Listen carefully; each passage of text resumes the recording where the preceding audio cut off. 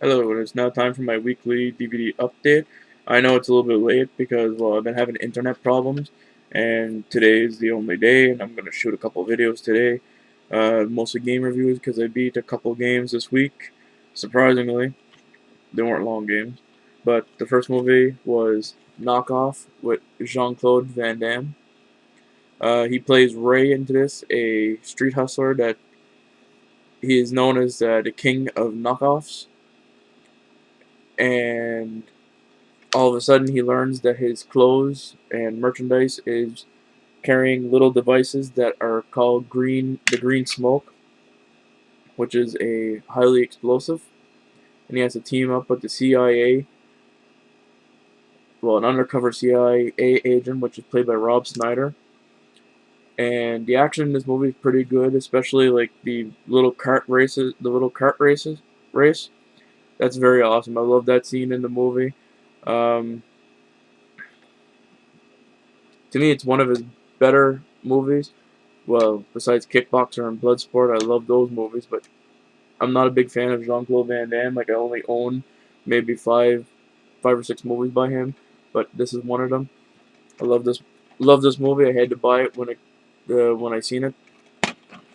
Uh, next thing I would, next one I watched was the complete series of The Flash.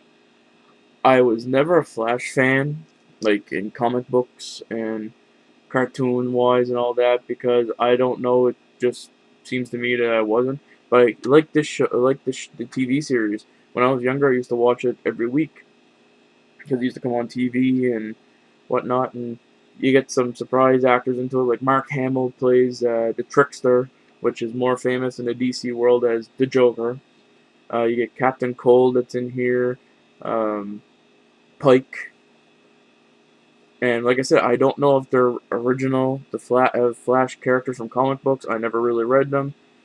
And John Wesley Shipp acts as the Flash, and Amanda Pays is his assistant, Tina.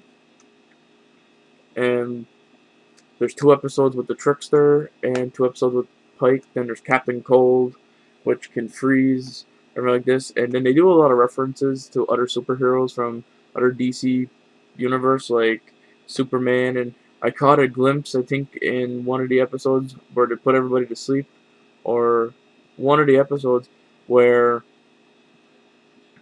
you see the wing of Batman's car. I don't know if it was just put there because of that or whatnot, but I noticed it this time going around. I've watched this, I think, twice since I've owned it. I only paid $10 for this when it first came out because the case was broke when I got it. But yeah, I would pick this up. It's a really good show. Um, if you're a DC fan and you like The Flash, I would recommend it if you haven't seen it already, because it is an older TV show. I think this was shot in 90 to 91, or something like that. I don't know. But yeah, great show. Next one I want to talk about is Hellraiser. And I know you've seen this in my horror movie collection update. And I love the saying that they say in here, like into this little sleeve here.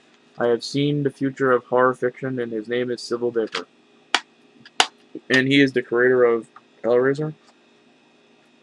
And this is the Anchor Bay release, and it's the Horror Legacy series. I want to get my hands on all of them, and I don't know how many there is because like I never did the research on it yet. But it's a great movie. It's one of my favorite horror movies. Uh, 1, 2, 3, and 4 is my favorite, but favorites.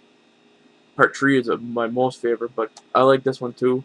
Um, they have a cube which releases hell, which is the cellubites, and in this one I think there's Chatterbox, Butterball, Pinhead, and I cannot remember the girl's name.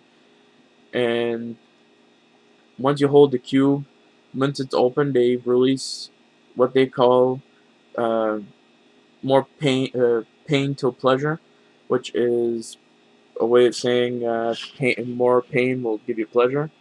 And this the girl into the movie has to stop her uncle Frank from becoming whole but nobody wants to believe her, and she gets put into the like a mental asylum, and it leads all. And Frank, his brother's wife, keeps bringing these fucking guys into the house, and they keep killing them, and it makes him become more whole and more whole.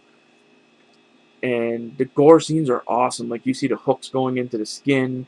Um, Most of the movie, you see Frank, like, I don't know if you can see it good there, like skinless, and then you see him with the muscle tissue picked off. And yeah, it's a great movie. It's a great horror movie. I would recommend it to anybody. Like I said, my favorite is part 3, but I really like watching these. I know I was supposed to do a 15 days of horror thing this year, but yeah, that got cut short due to my movies not being unpacked because I recently moved and whatnot. But this is what I watched this week. Oops, sorry about that. I know it's gonna be a small one, and next week I should have a pretty decent one. So that's all I watched this week, and have a good one. And tell me what you think. Take it easy.